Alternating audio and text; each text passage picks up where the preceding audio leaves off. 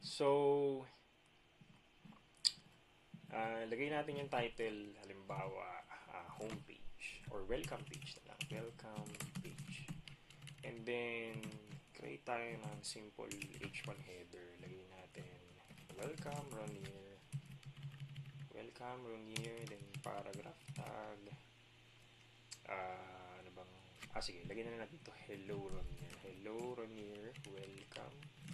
Welcome to your first hindi pala. Mas maganda if congratulate on creating your first web application. Yan. Okay.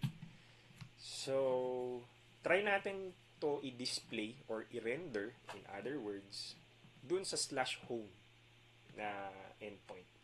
Not necessarily slash home Ito ay for demonstration purposes lang. Nasa sa inyo yun. Try to explore. Okay? Pinapakita ko sa inyo kung paano gumagana yung basics ng Django backend framework. Okay? So, next, pupunta tayo sa views.py nung my app. Yung app na ginagamit natin or yung website na kinecreate natin. And, dito tayo magkikreate ng view function. Ano ba yung view function? Yung view function sa Python or in general sa kahit anong backend framework. Pag sinabing view function, ito yung function na responsible to handle request and response between client and server. In short, dito ka gumagawa ng logic. Paano mo padadaanin itong mga request and responses from client and papunta sa server. Okay, so hindi na ako gagawa ng super complicated na logic sa view function. Ang i-declare lang natin, mag-create tayo ng simple view function and i-return lang natin or i-render lang natin yung template. Okay? So, define yung pangalan ng view function, let's say home. And then, lagi yung ilalagay yung request argument. Okay? Kasi specifically, si view function ay i-call ng Python pag may request na na-receive si server, which is in this case, ang server natin si Django. Halimbawa, ako, yung user, ako yung client. Nag-request ako na gusto kong i-display halimbawa sa 127.0.0.1/port8000/home yung index.html. Pag in-enter ko to sa client web browser, magpapadala to ng request papunta dito sa backend. And then, tatawagin niya tong home na to. Okay?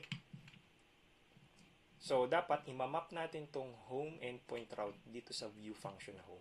Papakita ko sa inyo paano gagawin. So, define home, request, and then return natin, render, request, yung argument, and then index.html. Okay? So, next, URL. Napaka-importante ng URL. So, my app, and then create tayo ng urls.py. Dito natin ilalagay yung URLs. Yung URL ng mga view function. Okay, so, wait lang. Okay. So, URL patterns. Sundan nyo lang yung yung syntax convention ng Django. URL patterns, and then path, and then home, tapos forward slash. Yung forward slash dapat nasa dulo. And then views.home, and then yung pangalan ng view function na yun, yung view function na yun is home. Okay. And then, usually nag-error to pag hindi nyo nilalagyan ng kama sa dulo. So, and then, import natin yung path function.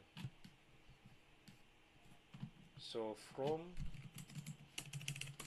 Django.urls import path. Okay. And then, ano pa ba yung kailangan i-import? I-import natin, of course, yung view function. So, saan ba natin i-import yan? Galing yan dun sa views.py. Tama ba? Nandito. So, from dot, pag sinabing dot sa current directory natin, my project, import views. Okay? So, views, yung views.py natin, and then dot ano ba yung gusto nating i-import dun sa views.py? Yung home view function. Kaya meron diyang home. Okay?